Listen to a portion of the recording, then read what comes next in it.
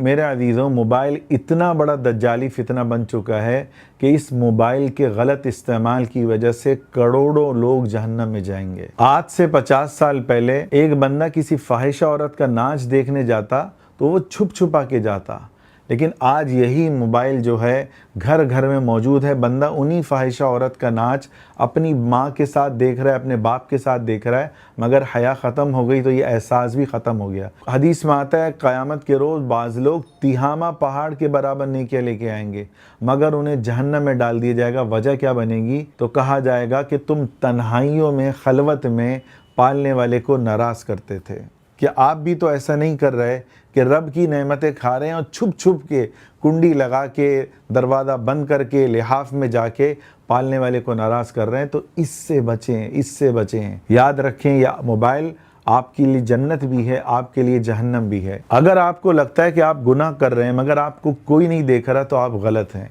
یاد رکھیں، یہ موبائل کروڑوں لوگوں کو جہنم میں لے جانے کا ذریعہ بنے گا۔ قرآن مجید میں اللہ فرماتے ہیں الم یعلم بان اللہ یرا، کہ میرے بندو جو تم چھپ چھپ کے کرتے ہو تمہارا رب، تمہارا پالنے والا تمہیں دیکھ رہا ہوتا ہے۔ ہمارے حضرت رحمۃ اللہ علیہ اس آیت کا یہ ترجمہ کیا کرتے تھے، جو کرتا ہے تو چھپ چھپ کے اہل جہاں سے، کوئی دیکھتا ہے تجھے آسماں سے۔ جب بھی گناہ کا موقع آئے ہم کیا کہیں نفس سے؟ نہیں ناخوش کریں گے نفس کو اے دل تیرے کہنے سے، اگر یہ جان جاتی ہے خوشی خوشی جان دے دیں گے۔ گناہ نہ کرنے پہ شیطان کیا کرے گا؟ بھائی تو مر جائے گا۔ ہم کہیں گے ہم اللہ کی محبت میں جان دینے کو تیار ہیں۔ جب شیطان بد نظری کا کہے اپنے نفس سے کہیں نہ دیکھیں گے نہ دیکھیں گے انہیں ہرگز نہ دیکھیں گے، کہ جن کے دیکھنے سے رب میرا اے دوستو ناراض ہوتا ہے۔ ہم ایسی لذتوں کو قابل لعنت سمجھتے ہیں کہ جن کے کرنے سے رب میرا اے دوستو ناراض ہوتا ہے۔ قرآن میں اللہ فرما رہے ہیں قُلْ لِلْمُؤْمِنِينَ يَغُضُّوا مِنْ أَبْصَارِهِمْ، کہ اللہ فرما رہے ہیں جو میرے سچے اور پکے عاشق ہیں وہ جب راستے میں جاتے ہیں، ان کے سامنے کوئی عورت آتی ہے، وہ اپنی نگاہوں کو جھکا کے چلتے ہیں۔ یہ اللہ کے عاشق کی نشانی ہے جو نگاہوں کو آزاد کر دیتا ہے۔ یاد رکھیں وہ انسان نہیں، اللہ کہہ رہا ہے اولئک کالانعام، کہ یہ گناہگار جو ہیں جانور نہیں، جانور سے بھی زیادہ بدتر ہیں، بل ہم اضل، ان سے بھی بدتر ہیں۔ یاد رکھیں عبادت کے لیے فرشتے کافی تھے، اللہ نے ہمیں دنیا میں بھیجا امتحان کے لیے۔ ہم سب امتحان گاہ میں موجود ہیں۔ اچھا حدیث میں آتا ہے زنا العین النظر، بد نظری کرنا، عورتوں کو دیکھنا یہ آنکھوں کا گناہ ہے۔ ایک حدیث میں آتا ہے لعن اللہ الناظر والمنظور الیہ، کہ جو لوگ عورتوں کو دیکھتے ہیں، اللہ کے نبی صلی اللہ علیہ وسلم فرما رہے ہیں کہ ان پر لعنت ہو۔ جو عورتیں بے پردہ گھوم رہی ہیں ان پر بھی اللہ کی لعنت ہو۔ تو میرے عزیزوں کوشش کریں، بازار میں پتہ چلتا ہے، تنہائی میں پتہ چلتا ہے آپ اللہ کے سچے عاشق ہو، یہ آپ جو ہے 2 نمبر ہو اور ظاہراً جو ہے منافقت لیے پھر رہے ہو، کہ جب بھی موقع ملا آپ نے اپنی خواہش کو پورا کیا۔ اللہ قرآن میں کیا کہہ رہا ہے افرأیت من اتخذ الہہ ہوا، اے میرے محبوب کیا آپ نے ایسے لوگوں کو دیکھا جنہوں نے اپنے نفس کو خدا بنا لیا؟ اللہ کی قسم اس زمانے میں لاکھوں نہیں کروڑوں لوگ نفس کے پجاری ہیں۔ ہم بتوں کی پجاری نہیں ہیں، ہم نفس کے پجاری بن چکے ہیں، جو 1400 صحیح 1500 سال پہلے اپنے محبوب کے ذریعے اللہ نے بتا دیا کہ بعض لوگ ایسے ہوں گے جو نفس کے پجاری ہوں گے، جو نفس کہے گا وہ کریں گے۔ تو میرے عزیزوں دنیا کی زندگی مختصر ہے، ختم ہونے والی۔ قرآن میں سورۃ الشمس میں اللہ نے 11 قسمیں کھائی۔ کیا کہا؟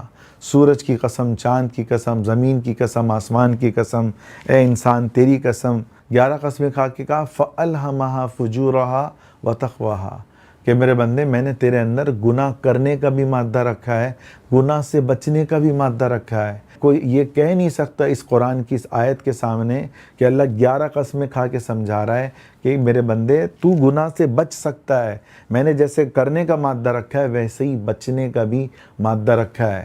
اور جب بھی شیطان گناہ کا موقع دے ہمیں کیا کرنا ہے؟ جو یوسف علیہ السلام نے کہا، تو یوسف علیہ السلام کا قول اللہ کو اتنا پسند آیا۔ کیا قول تھا؟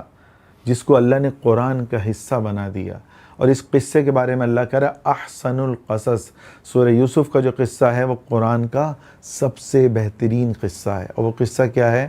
جب زلیخا نے دعوت دی تو کہا انہ ربی احسن مثوایا، اے زلیخا میں اس رب کو ناراض کروں جو مجھ پر نعمتوں کی بارش برسا رہا ہے، میں پالنے والے کو کیسے ناراض کر سکتا ہوں؟ اے زلیخا میں جان دے سکتا ہوں، مجھے جیل جانا منظور ہے، مگر میں رب کو ناراض نہیں کر سکتا۔ جیل چلے گئے، 8 سال 9 سال جیل میں رہے، مگر مالک کو ناراض نہیں کیا۔ اس وقت یوسف علیہ السلام نے جب زلیخا نے گناہ کی دعوت دی، اس کو یہ بولا، قرآن بتا رہا ہے فاستبق الباب، دروازے کی طرف دوڑے۔ وہ 7 دروازے تھے، قرآن بتا رہا ہے وہ دروازے کھلتے چلے گئے۔ گناہ کا موقع آئے اسی وقت بیٹھا نہیں رہنا، فیملی میں آ جاؤ، لوگوں میں چلے جاؤ، اس منحوس چیز کو اپنے سے دور کر دو۔ تو قرآن ہمیں یہ بتا رہا ہے گناہ کا موقع آئے تو اس جگہ بیٹھے نہیں رہنا، بلکہ اس جگہ سے فرار اختیار کرنا ہے، جیسے یوسف علیہ السلام نے کی۔ اور اللہ نے اس قربانی کا کتنا بہترین انعام دیا۔ حدیث میں آتا ہے من ترک شیئا للہ، جو اللہ کی محبت میں یا اس کے خوف میں گناہوں سے بچتا ہے، اللہ کہہ رہا ہے عوضہ اللہ خیرا منہ، اللہ کہہ رہا ہے میں بادشاہوں کا بادشاہ یہ وعدہ کرتا ہوں، یہ اعلان کرتا ہوں، اس گناہ سے کئی گنا زیادہ بہتر میں تمہیں نعمت عطا کروں گا، لذت عطا کروں گا جس کا تم سوچ نہیں سکتے۔ جو رب خالق کے دل ہے، لذت دینے والا ہے، جو بندہ اس کی محبت میں قربانی دے گا، حدیث میں آتا ہے جو نظروں کی حفاظت کرتا ہے، اللہ اس کو ایمان کی ایسی حلاوت دیتا ہے کہ وہ اس کو محسوس کرتا ہے۔ اور میرے عزیزوں، حدیث میں آتا ہے، پیارے نبی صلی اللہ علیہ وسلم نے فرمایا النساء حبائل من الشیطان، کہ یہ عورتیں شیطان کا جال ہیں، ان کے ذریعے شیطان لوگوں کو اغوا کر کے اللہ سے دور کرتا ہے۔ اور یہ منحوس موبائل اس کا سب سے بڑا ذریعہ بنا ہوا ہے۔ ہمیں تو بھائی مجبوری ہے، سارے بیانات ہمیں اس سے دیکھنے ہوتے ہیں، ساری ہزاروں کتابیں اس میں سیو ہیں، تو جس کے ساتھ یہ مسئلہ نہ ہو، اس کو اپنے سے اچھا ہم اس کو رکھتے ہیں دل سے لگا کے، جیب کے ساتھ لگا کے رکھتے ہیں اس چیز کو جو گناہوں کا آلہ ہے۔ آپ سوچیں وہ دل پہ کتنا اثر ڈالتا ہوگا، جو اس پہ برا کام کرتا ہے وہ اس منحوس آلے کو اپنے ساتھ لگا کے رکھتا ہے، تو سوچیں اس دل پر کتنی ظلمتیں آتی ہیں۔ اسی لیے اللہ کہہ رہا ہے کہ جو بعض گناہگار ہیں ختم اللہ علی قلوبہم، کہ ان کے دلوں پہ اللہ نے مہر لگا دی ہے۔ اتنا پالنے والے کو ناراض کیا کہ ان کے دلوں پہ مہر لگ چکی ہے، اور ان کو حق بات بھی سمجھ میں نہیں آتی، یہاں سے سنتے ہیں یہاں سے نکالتے ہیں، کہیں آپ اس میں تو مبتلا نہیں ہیں۔ تو ہماری بات چل رہی تھی یوسف علیہ السلام کی، قربانی دی، اللہ کی محبت میں زلیخا سے بچے۔ قرآن بتا رہا ہے کہ اللہ نے حضرت یوسف علیہ السلام کو اسی مصر کا بادشاہ بنایا۔ ایک غلام بادشاہ بن جائے، اللہ کہہ رہا ہے جو میرے لیے قربانی دے گا میں اس کو وہ انعام دوں گا وہ سوچ نہیں سکتا۔ تو کوشش کریں بھائی، اگر گناہ ہو جائے، موبائل کا غلط استعمال ہو جائے، ہم تو اس فتنے میں پڑ چکے ہیں۔ 1450 سال پہلے جو لوگ چلے گئے میرے عزیزوں وہ خوش نصیب تھے، وہ اس دجالی فتنے میں مبتلا نہیں تھے۔ تو جو پڑھ چکے ہیں میں ان سے یہی کہوں گا، رات کو سوتے ہوئے اس زمانے میں لازماً 100 دفعہ استغفر اللہ کہیں۔ حدیث میں آتا ہے جو استغفار کی کثرت کرتا ہے، واللہ یہ حدیث ہے، وہ 70 گنا بھی روزانہ کرے گا، اس استغفار کی برکت سے اللہ اس کو معاف کر دے گا۔ ایک حدیث میں آتا ہے خوشخبری ہے ان لوگوں کے لیے جو استغفار کی کثرت کرتے ہیں۔